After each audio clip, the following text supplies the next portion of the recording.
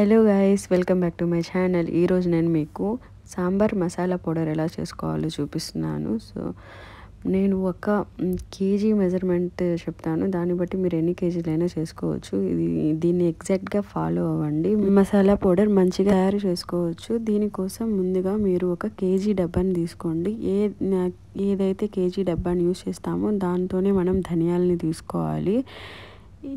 అదే KG డబ్బాతో iodine ఉప్పును కూడా తీసుకోవాలన్నమాట. ఈక్వల్ క్వాంటిటీస్తో తీసుకోవాలి. దాని తర్వాత జీలకర్ర 200 గ్రాములు, ఆవాలు 100 గ్రాములు, ఎండుమిర్చి 200 గ్రాములు, లావు ఉప్పు 800 గ్రాములు, మ్యాక్సిమం 1 కేజీ దాకా కూడా వేసుకోవచ్చు. మెంతులు 500 గ్రాములు, వెల్లుల్లి 250 గ్రాములు, పావు కిలో అనమాట. పసుపు 100 గ్రామ్స్. మీరు పౌడర్ అన్నా యూస్ చేసుకోవచ్చు, లేకపోతే పసుపు కొమ్ములను కూడా దంచుకొని యూస్ చేసుకోవచ్చు. ఇంకా లాస్ట్లో కరివేపాకు.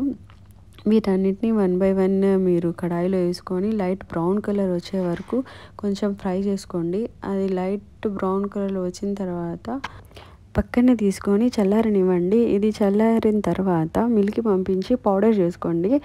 వెల్లుల్లి తప్ప రిమైనింగ్ అన్నీ పౌడర్ చేసుకోవాలి. ఈ తర్వాత ఆ మసాలా పౌడర్తో పాటు వెల్లుల్లి రెక్కల్ని యాడ్ చేసుకొని ఇంకోసారి పౌడర్ చేసుకోండి మిక్సీ జార్లో. అంతే, మనకు కావాల్సిన సాంబార్ పొడి రెడీ అయిపోతుంది.